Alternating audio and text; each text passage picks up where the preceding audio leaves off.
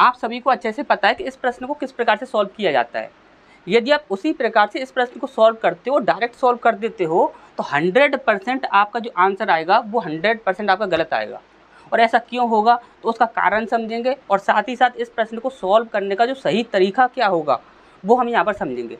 जैसे कि यहाँ पर यदि हम इस प्रश्न की बात करें तो यहाँ पर देखिए बोला क्या गया है, जब घड़ी द्वारा दिखाया गया समय रात 8 बजे है तो घड़ी की दोनों सुइयों के बीच का कोण डिग्री में क्या होगा। ठीक, और आपको अच्छे से पता है कि दोनों सुई जो होंगी यानी घंटे वाली और मिनट वाली जो सुई जो होगी, यदि उनके बीच का कोण पूछा जा रहा है तो 100% आपसे क्या पूछा जा रहा है, न्यून कोण पूछा जा रहा है, यानी कि सबसे छोटे से छोटा जो कोण बनेगा वो क्या होगा। ठीक, अब यहाँ पर देखिए यदि आप इस प्रश्न को डायरेक्ट सॉल्व करते हो तो आपका 100% आंसर गलत आएगा। अब कैसे आएगा, जैसे कि यहाँ पर बोला क्या गया है 8 बजे, 8 बजे की बात करें तो 8 आपका ये बज गया। ठीक, ये 8 बज गए, और आपको अच्छे से पता है कि घंटे में 30 से इंटू किया जाता है और मिनट में 11/2 से इंटू किया जाता है। अब यहाँ पर यदि हम देखिए घंटे में ये घंटा कितना है 8 है, तो 8 में यदि हम 30 से इंटू कर दें तो 8 तिया 24 हो जाएगा, यानी कि 240 डिग्री तो ये हो जाएगा आपका। अब मिनट में हमें क्या करना है 11/2 से इंटू करना है।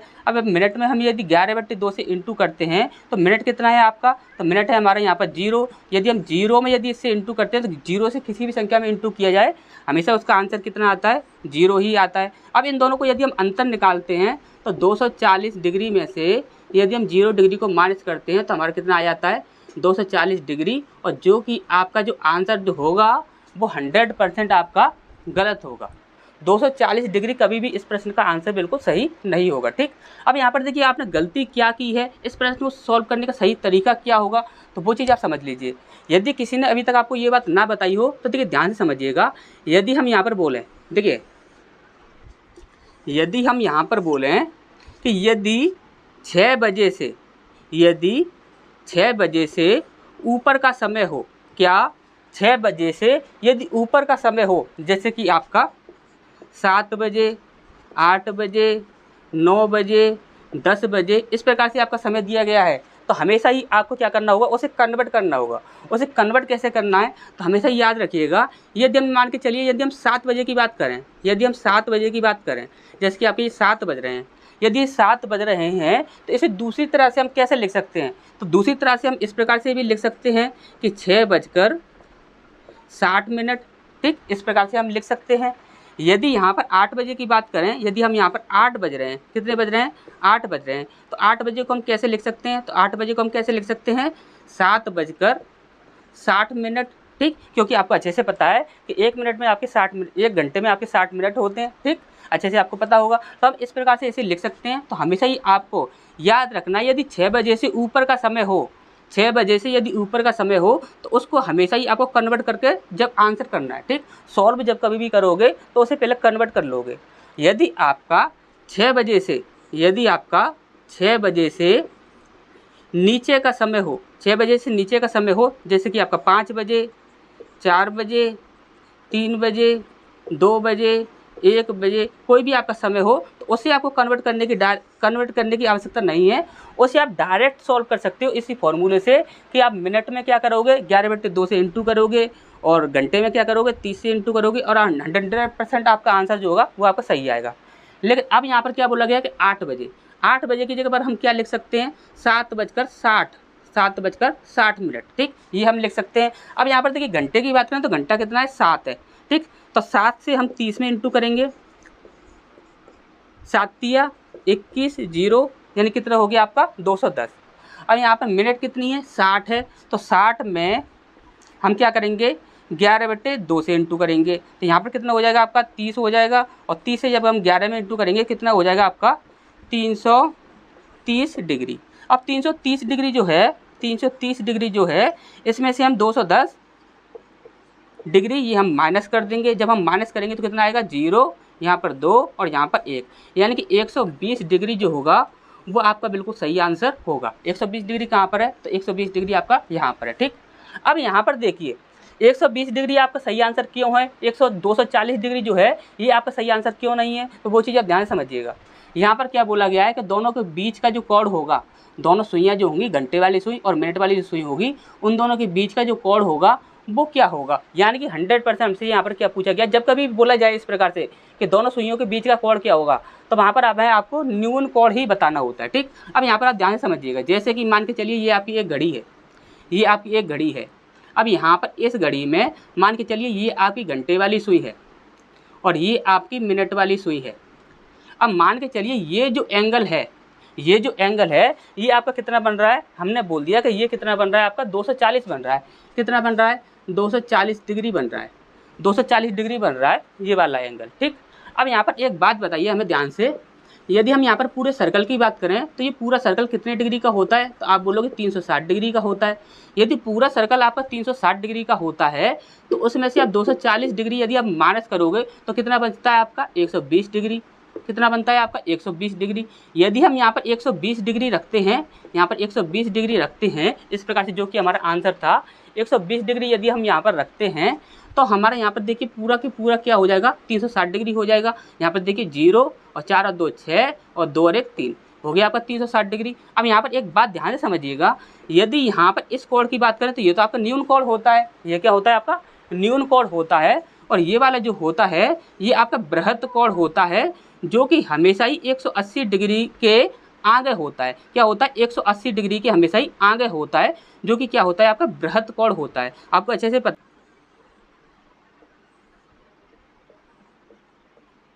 अब ये 180 डिग्री का जो एंगल होता है, यदि हम इस एंगल की बात करें तो ये क्या होता है आपका बृहत एंगल होता है। क्या होता है, बृहत एंगल होता है। और यहाँ पर आप देखिए यदि आप इस वाले एंगल को यदि हम छोटा मान रहे हैं तो ये तो कभी बृहत एंगल हो ही नहीं सकता, लेकिन इसको माने तो ये आपका बृहत हो सकता है, लेकिन ये आपका जो होगा ये आपका न्यून कोण में आएगा। ठीक, सने की सबसे छोटे से छोटा कोण क्या बनेगा, तो वो बनेगा 120 डिग्री, और सबसे बड़े से बड़े एंगल क्या बनेगा, तो वो बनेगा 240 डिग्री। ठीक, अच्छे से समझ आ गया होगा। तो नेक्स्ट क्वेश्चन की ओर बढ़ते हैं।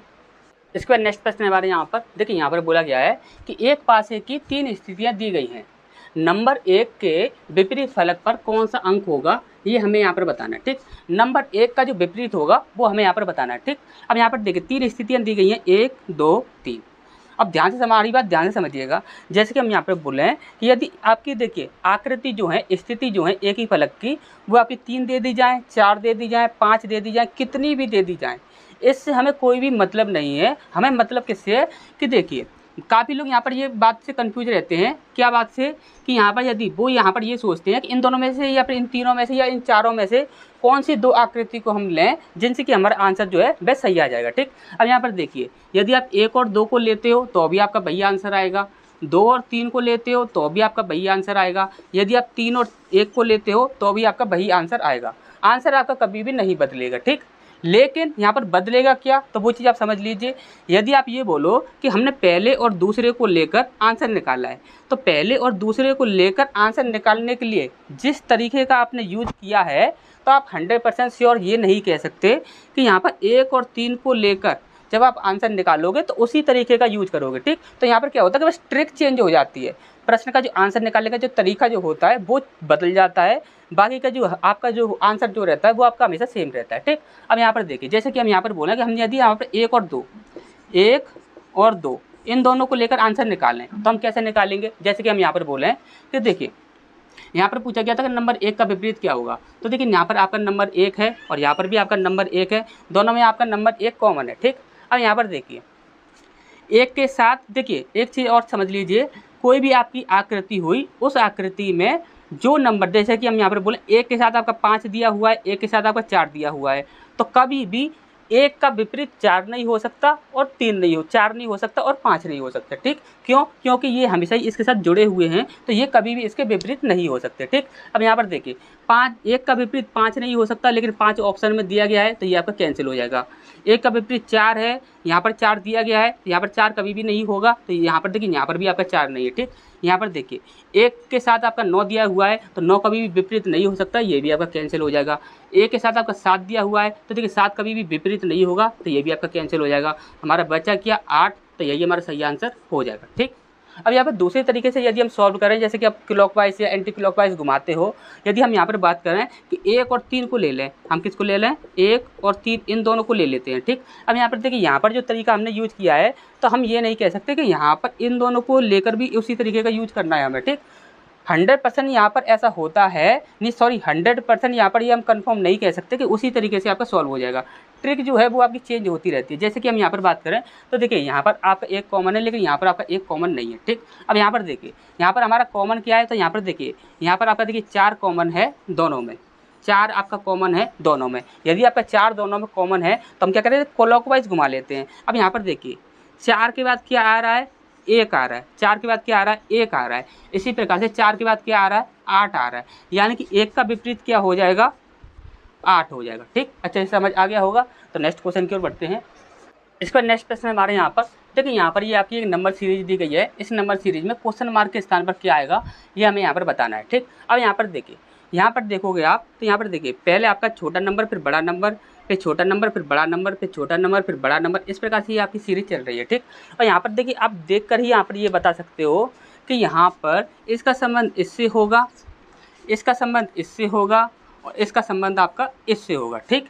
और यहाँ पर इसका संबंध इससे होगा, इसका संबंध इससे होगा, और इसका संबंध इससे होगा, ठीक। आपको अच्छे से ये चीज़ दिख रही होगी। अब यहाँ पर देखिए तो हमें इनकी तो यहाँ पर कोई भी ज़रूरत नहीं है, क्यों, क्योंकि इनसे यदि हम सॉल्व करेंगे तो खामखा हमारा टाइम ही वेस्ट होगा, ठीक। तो हमें सिर्फ इनको देखना है, ठीक। अब यहाँ पर देखिए ये 6 है, तो हमने बोला 6 का गुणा हमने 1 में कर दिया, कितना आ गया आपका 6 एकम 6 हो गया। यदि हम 6 का गुणा यदि हम 2 में कर दें, 6 का गुणा यदि हम 2 में कर दें तो कितना हो जाएगा आपका 12 हो जाएगा। इसी प्रकार से 6 का गुणा यदि हम 3 में कर दें तो कितना हो जाएगा, 6 तिया 18, ठीक। इसी प्रकार से 6 का गुणा यदि हम 4 में कर दें तो कितना हो जाएगा आपका 24 हो जाएगा, ठीक। अच्छा, ये समझ आ रहा होगा किस प्रकार से सीरीज चल रही है। तो यहाँ पर आपका क्वेश्चन मार्क के स्थान पर क्या आएगा, 18 आएगा। तो 18 कहाँ पर है, तो देखिए ए ऑप्शन जो है वो हमारे यहाँ पर सही हो जाएगा, ठीक। तो नेक्स्ट क्वेश्चन की ओर बढ़ते हैं। इसका नेक्स्ट प्रश्न है हमारे यहाँ पर, देखिए यहाँ पर बोला गया है कि दी गई आकृति में कितने आयत हैं। ये जो आपकी आकृति दी गई है इसमें आयतों की संख्या कितनी होगी ये हमें यहाँ पर बताना है, ठीक। अब यहाँ पर देखिए बात ध्यान से समझिएगा। जैसे कि हम यहाँ पर बोले कि यहाँ पर देखिए रॉ और कॉलम कितने होंगे, सबसे पहले हमें यही देखना है, ठीक। अब यहाँ पर देखिए 1 2 3 4 5, 1 2 3 4, ठीक। अब यहाँ पर देखिए कितने हैं, 5 और 4, ठीक। अब आपको करना क्या है, आपको यहाँ पर देखिए 1 + 2 + 3 + 4 + 5 इनको ऐड कर देना है। इसके बाद 1 + 2 + 3 + 4 इनको आपको ऐड करना है, ठीक। और ऐड करने के बाद जो भी आपका आता है उसमें आपको क्या करना है, इंटू कर देना है, और आपका आंसर जो होगा वह आपका आ जाएगा, ठीक। अब यहाँ पर देखिए आप यहाँ पर इन सबको यदि ऐड करोगे तो अभी मानकर एक बात ध्यान से समझ के चलिए। यदि हमने यहाँ पर बोला कि यहाँ पर देखिए यहाँ पर ये आपके 5 नहीं है, ये आपके ज़्यादा हैं, मान के चलिए 10 20 30 इस प्रकार से कितने भी हो जाएं, तब आप क्या करोगे, कैसे गिनोगे आप उन्हें। तो देखिए इसके लिए आपको शॉर्ट तरीका यूज करना है, जो कि हम यहाँ पर एवरेज वगैरह में यूज करते हैं।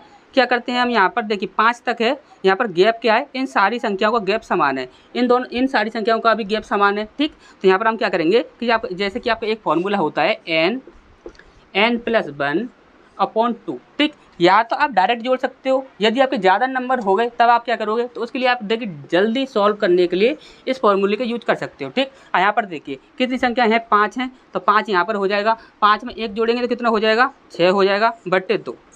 इसी प्रकार से यहाँ पर कितना हो जाएगा, 4 में 1 जोड़ेंगे तो 5 बट्टे 2, 2 से 4 गया, 2 दूनी 4 और 5 दूनी 10, ठीक।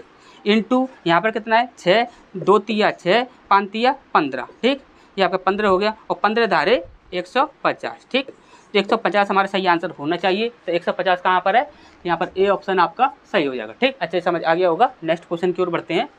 इस पर नेक्स्ट प्रश्न है हमारे यहाँ पर, देखिए यहाँ पर बोला गया कि प्रश्न चिन्ह के स्थान पर क्या आएगा, यानी कि यहाँ पर आपका क्या आएगा ये हमें यहाँ पर बताना है, ठीक। अब यहाँ पर देखिए जैसे कि यहाँ पर दिया गया है आपका 5, और 5 से हमें बनाना है 13, 5 से हमें 13 बनाना है, तो हम क्या करें, हम ये कर सकते हैं कि 5 को यदि हम 2 से इंटू करते हैं तो हमारा कितना बन जाएगा, 10 बन जाएगा।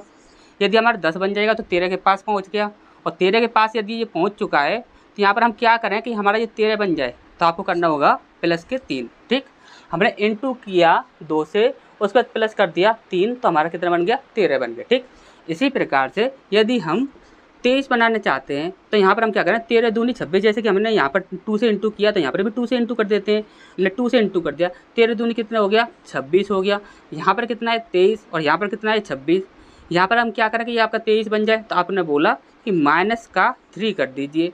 26 में से यदि हम 3 घटाते हैं तो हमारा कितना बन जाता है, 23 बन जाता है। ठीक, इसी प्रकार से हमें कितना बनाना है, 49 बनाना है। यदि हम 23 में 2 से इंटू कर दें तो कितना हो जाएगा, 46 हो जाएगा। कितना हो जाएगा, 46 हो जाएगा। हम क्या करेंगे, ये आपका 49 बन जाए।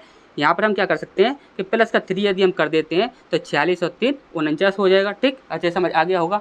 यदि यहाँ पर देखिए सबसे पहले क्या गया, +3, फिर उसके बाद -3, +3, फिर उसके बाद -3, यानी कि यहाँ पर इसमें हमें क्या करना होगा, -3 करना होगा। यदि हम यहाँ पर इंटू 2 करते हैं तो क्या हो जाएगा, देखिए 40 दूनी 80 और 9 दूनी 18, यानी कितना हो जाएगा आपका, ये हो जाएगा आपका 98। ठीक, 9 दूनी 18, 98 हो जाएगा। ये 98 हो जाएगा। तो 98 में से हमें अब क्या करना होगा, यहाँ पर +3 है तो यहाँ पर -3 करना होगा। यदि हम -3 करते हैं तो कितना हो जाएगा आपका, 95। तो 95 हमारा सही आंसर हो जाएगा। तो 95 कहाँ पर है, तो देखिए 95 आपका बी ऑप्शन सही हो जाएगा। ठीक, तो नेक्स्ट क्वेश्चन की ओर बढ़ते हैं।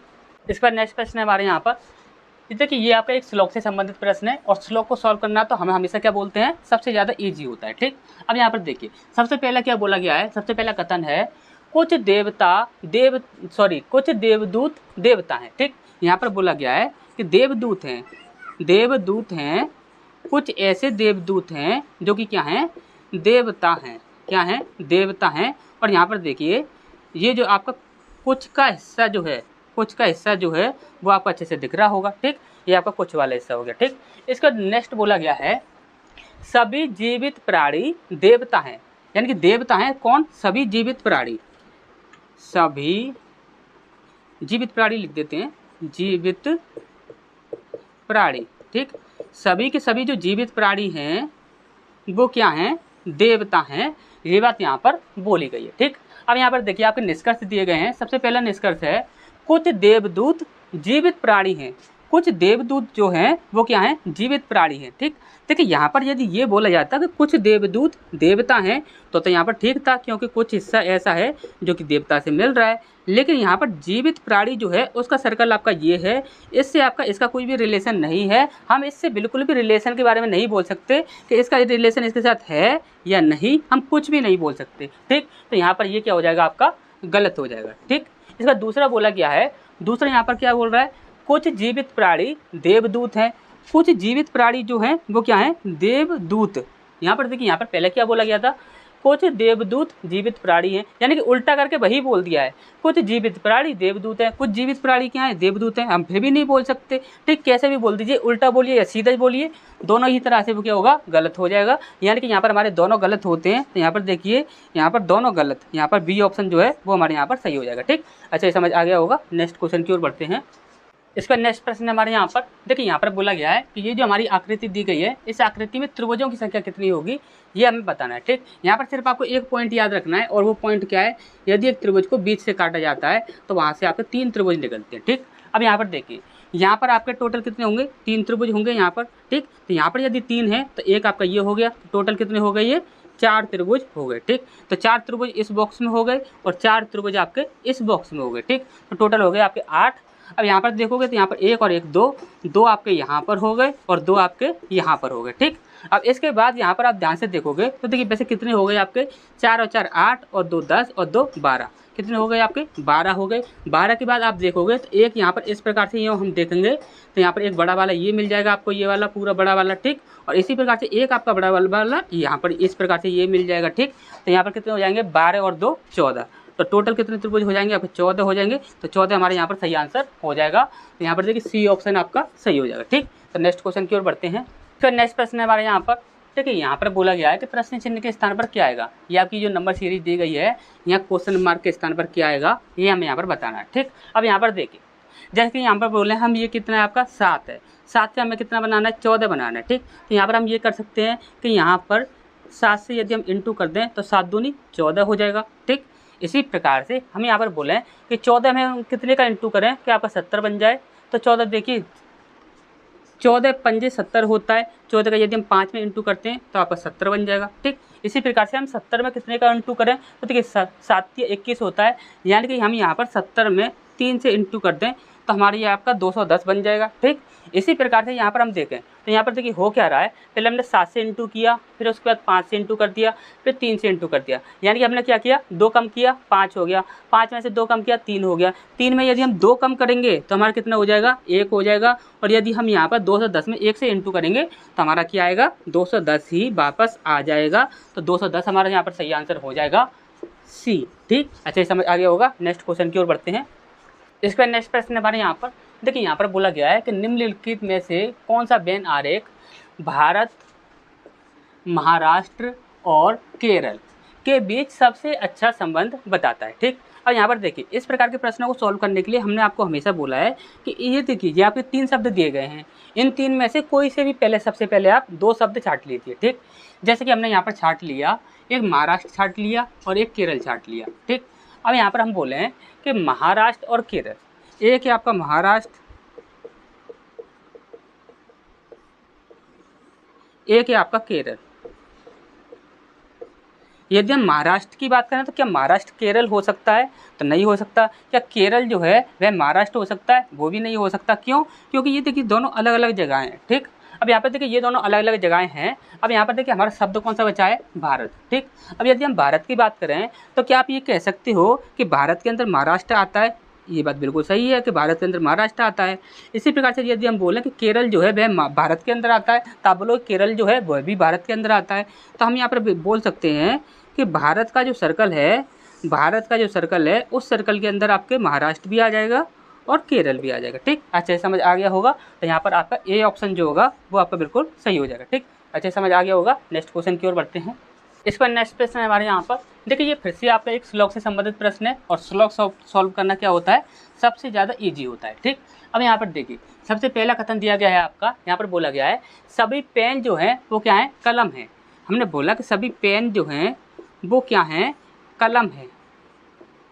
हमने बोला सभी पेन जो हैं वो क्या हैं, कलम है। तो पेन वाला जो सर्कल है वह कलम वाले सर्कल के अंदर आ गया। ठीक, इसके बाद यहाँ पर बोला गया है कि सभी कलम जो हैं वो क्या है, किताबें हैं। सभी की सभी कलम जो हैं वो क्या है, किताब हैं, किताबें, किताबें। ठीक, तो यहाँ पर देखिए सभी की सभी कलम जो हैं वो क्या है, किताबें हैं। ठीक, अब यहाँ पर आपको एक बात याद रखनी है। ठीक, ये जो पूरा की पूरा सर्कल है वो किसका है, किताबों का है। ठीक, ये बात आपको हमेशा याद रखनी है। अब इसका नेक्स्ट बोला गया है, सबसे पहले देखिए निष्कर्ष क्या दिया गया है, कोई किताब पेन नहीं है। उसने बोला है कि कोई भी किताब ऐसी नहीं है जो कि क्या हो, पेन हो। ठीक, यहाँ पर देखिए ये बात बिल्कुल ही गलत हो जाएगी कि कोई भी किताब पेन नहीं है। क्यों, क्योंकि देखिए किताबों का जो पूरा सर्कल जो है वो आपको पूरा की पूरा सर्कल ये है, यानी कि ये पूरा की पूरा सर्कल क्या है, किताबें हैं। ठीक, अब किताबों के सर्कल के अंदर यहाँ पर आप देख रहे हो छोटा ऐसा हिस्सा किसका है, पेन का है। तो हम यहाँ पर ये कह सकते हैं कि कुछ किताबें ऐसी हैं जो कि क्या है, पेन है। कुछ किताबें ऐसी हैं जो कि पेन हैं, और दूसरा हम ये बोल सकते हैं कि सारे के सारे पेन जो हैं वो क्या हैं, किताबें हैं। ठीक, तो ये 2 बात हमारी निकलती हैं पेन और किताब के संबंध में। लेकिन यहाँ पर क्या बोला गया है, कोई भी किताब पेन नहीं है, तो ये क्या हो जाएगा, गलत हो जाएगा। ठीक, इस पर नेक्स्ट देखते हैं। यहाँ पर बोला गया है कुछ किताबें पेन हैं, कुछ किताबें जो हैं वह क्या है, पेन है। तो कुछ किताबें जो हैं वो क्या है, पेन है। तो ये बात बिल्कुल सही है, क्योंकि पूरा सर्कल किसका है, किताबों का है, और किताबों के पूरे सर्कल के अंदर छोटा सा हिस्सा किसका है, पेन का है। तो हम ये कह सकते हैं कि कुछ किताबें क्या हैं, पेन हैं। तो ये बात बिल्कुल सही है। ठीक, अच्छा ये समझ आ गया होगा। यानी कि यहाँ पर देखिए पहला आपका गलत होता है, दूसरा आपका सही होता है। तो दूसरा कहाँ पर है, तो देखिए केवल यहाँ पर 2 डी ऑप्शन हमारे यहाँ पर बिल्कुल सही हो जाएगा। ठीक, तो नेक्स्ट क्वेश्चन की ओर बढ़ते हैं। इसके बाद नेक्स्ट प्रश्न हमारे यहाँ पर देखिए, यहाँ पर बोला गया है कि प्रश्न चिन्ह के स्थान पर क्या आएगा। ये हमारी जो नंबर सीरीज दी गई है यहाँ पर आपका क्या आएगा, ये हमें यहाँ पर बताना है। ठीक, अब यहाँ पर देखिए जैसे कि हम यहाँ पर बोले हैं कि 13 और 21 के बीच में कितने का अंतर होगा। तो देखिए यहाँ पर आपका 7 बचा, यहाँ पर 1, तो यहाँ पर कितना है, 8, यानी कि यहाँ पर प्लस का 8 हो रहा है। ठीक, अब यहाँ पर हम बोले हैं कि 21 और 33 इनके बीच में कितने का अंतर होगा। तो यहाँ पर हो जाएगा आपका 2 और 1, यानी कि 12 का अंतर हो जाएगा। ठीक, इसके बाद यदि हम यहाँ पर बोलें कि यहाँ पर 33 और 54 इनके बीच में कितने का अंतर होगा। तो यहाँ पर हो जाएगा 1, यहाँ पर हो जाएगा 2, यानी कि यहाँ पर 21 का अंतर है। और यहाँ पर देखें हम यहाँ पर अंतर कितने का है, यहाँ पर आप बोलोगे यहाँ पर आपका 6 और 1 7, और इसके बाद 8 में से 5 गया था, 5 6 7 8, यानी कि 3, यानी कि यहाँ पर 37 का अंतर है। ठीक, अब यहाँ पर देखिए इसको देखकर आपको कुछ भी समझ आ रहा है, समझ नहीं आ रहा होगा। ठीक, यदि आपको अंतरों को देखकर यदि कुछ भी समझ नहीं आ रहा हो तो आपको क्या करना है कि अंतर का भी अंतर निकाल देना है। ठीक, अब यहाँ पर अंतर का भी अंतर निकालना है तो यहाँ पर देखिए, यहाँ पर 8 है, यहाँ पर 12 है, यहाँ पर कितना हो रहा है, यहाँ पर देखोगे 8, यहाँ पर 2 और यहाँ पर 2 यानी कि 4 हो रहा है। ठीक, यहाँ पर क्या हो रहा है, प्लस का 4 हो रहा है। ठीक, अब यहाँ पर आप देखोगे तो यहाँ पर कितने का हो रहा है, यहाँ पर देखिए 8 और 1 9 यानी कि यहाँ पर 9 प्लस हो रहा है। ठीक, इस पर यहाँ पर आप देखोगे तो यहाँ पर आपका 9 और 7 यानी कि 16 यानी कि यहाँ पर 16 प्लस हो रहा है। ठीक, अब यहाँ पर आप देखोगे तो यहाँ पर इसको देखकर कुछ समझ आ रहा है तो यहाँ पर आप बोलोगे कि अच्छा देखिए ये जो है ये तो आपका 2 का स्क्वायर होता है और ये जो होता है ये 3 का स्क्वायर होता है और ये होता है आपका 4 का स्क्वायर, यानी कि आगे आने वाला जो अंतर होगा वो क्या होगा, 5 का स्क्वायर होगा। यानी 5 का स्क्वायर यानी कितना हो जाएगा, 25 प्लस हो जाएगा। अब 25 प्लस करेंगे तो 7 और 5 यहाँ पर 3 और यहाँ पर 12 की 2 हाथ से लगी 1, यहाँ पर 3 4 5 और 1 6, कितना हो जाएगा आपका 62। अब 62 को आप इसमें जोड़ दीजिए तो यहाँ पर कितना हो जाएगा 3 और यहाँ पर हो जाएगा आपका 15 यानी कि 153 हमारा यहाँ पर सही आंसर हो जाएगा। ठीक, अच्छे समझ आ गया होगा। नेक्स्ट क्वेश्चन की ओर बढ़ते हैं। इसका नेक्स्ट प्रश्न हमारे यहाँ पर देखिए, यहाँ पर एक डायरेक्शन से संबंधित प्रश्न दिया गया है। देखिए, डायरेक्शन से संबंधित जब कभी भी आपको प्रश्न दिया जाएगा तो आपको वहाँ पर सबसे पहले क्या करना है कि ऑप्शंस को देखना है। यदि ऑप्शन में आपको दूरी पूछी गई होगी तो आपको पूरे प्रश्न को अच्छे से सॉल्व करना होगा। ठीक, यदि आपसे दूरी नहीं पूछी गई है, सिर्फ आपसे दिशा पूछी गई है तो वहाँ पर आपको क्या करना होगा, सिर्फ लेफ्ट और राइट को आप काउंट कर लोगे, कितनी बार लेफ्ट मुड़ा है, कितनी बार राइट मुड़ा है। जैसे कि लेफ्ट मुड़ा है आपका 3 बार, लेफ्ट 3 बार मुड़ा है, राइट आपका 2 बार मुड़ा है, तो आपको क्या करना होगा कि 2 से आप 1 यहाँ पर माइनस कर दोगे, यहाँ पर लेफ्ट कितना बचेगा, 1 बचेगा। यानी कि आप क्या करोगे, यानी कि स्टार्टिंग में वह जिस दिशा में चल रहा होगा उससे एक बार आप लेफ्ट मुड़ जाओगे, आपका आंसर आ जाएगा। ठीक, लेकिन आपका यहाँ पर पूछा गया है, यहाँ पर आपका पूरा ही लंबाई पूछी गई है, यहाँ पर कितनी दूरी है यानी कि दूरी पूछी गई है, तो हमें यहाँ पर पूरे प्रश्न को अच्छे से सॉल्व करना होगा। ठीक, अब यहाँ पर देखिए, यहाँ पर बोला गया कि एक्स जो है 30 किलोमीटर दक्षिण की ओर चलता है, तो आपको अच्छे से पता है कि ये पूरब है, ये पश्चिम है, ये उत्तर है, ये दक्षिण है। ठीक, तो यहाँ पर ये पूरब की, यहाँ पर ये दक्षिण की ओर 30 किलोमीटर चलता है, यानी कि मान के चलिए यहाँ से उसने चलना स्टार्ट किया और यहाँ तक ही वह 30 किलोमीटर चला। ठीक, अब 30 किलोमीटर चलने के बाद उसने बोला है फिर वह दाएं मुड़ता है। अब यहाँ पर देखिए दाएं मुड़ेगा तो यानी कि दाएं इधर मुड़ेगा, बाएं इधर मुड़ेगा, यानी कि दाएं मुड़ा तो वह इधर की साइड मुड़ गया, दाएं मुड़ता है और वह 30 किलोमीटर फिर से ड्राइव करता है, तो यानी कि मान के चलिए वह इधर से यूँ आया और यहाँ पर इस प्रकार से वह 30 किलोमीटर चला। ठीक, अब इसके बाद उसने बोला है कि फिर बाएं मुड़ता है, किधर मुड़ता है, बाएं मुड़ता है, यानी कि बाएं देखिए यहाँ पर इधर से आज यूँ चल रहा है, दायां इधर हो जाएगा, बायां नीचे हो जाएगा, यानी कि वह बाएं मुड़ता है, यानी कि वह नीचे मुड़ता है। इधर बोला गया बाएं मुड़ता है, तो बाएं मुड़ता है तो वह नीचे मुड़ेगा, नीचे कितना चल रहा है वह 20 किलोमीटर, यानी कि मान के चलो यहाँ पर क्या है कि ये इस प्रकार से 20 किलोमीटर वह चला। ठीक, 20 किलोमीटर ड्राइव करता है और फिर बाएँ मुड़ता है, दायां इधर होगा और बायां इधर होगा, यानी कि बायां इधर उड़ेगा। ठीक, तो इधर चल गया, वो बाएं मुड़ता है, कहाँ गया, बाएं मुड़ता है, 20 किलोमीटर चलता है, बाएं मुड़ता है और 30 किलोमीटर चलता है। 30 किलोमीटर चलेगा तो इसके बराबर ही चलेगा, यानी कि वह यहाँ तक चलेगा। ठीक, तो ये आपका 30 किलोमीटर हो गया। ठीक, यहाँ तक आ गया, 30 किलोमीटर आ गया। ठीक, ड्राइव करता है। एक्स अपने प्रारंभिक स्थल से कितनी दूर है, तो बताइए बहुत ही ज़्यादा ईजी है, यहाँ से यहाँ तक कितना हो जाएगा 30 है। ठीक, यहाँ से यहाँ तक 30 है और यहाँ से यहाँ तक कितना हो जाएगा, तो यहाँ से यहाँ तक आपको पता है कि ये कितना है 20 है, ये आपका 20 हो जाएगा, दोनों को ऐड कर देंगे तो 30 और 20 कितना हो जाएगा 50, यानी कि 50 किलोमीटर आंसर हो जाएगा हमारा। ठीक, तो यहाँ पर देखिए डी ऑप्शन जो है वो हमारे यहाँ पर सही हो जाएगा।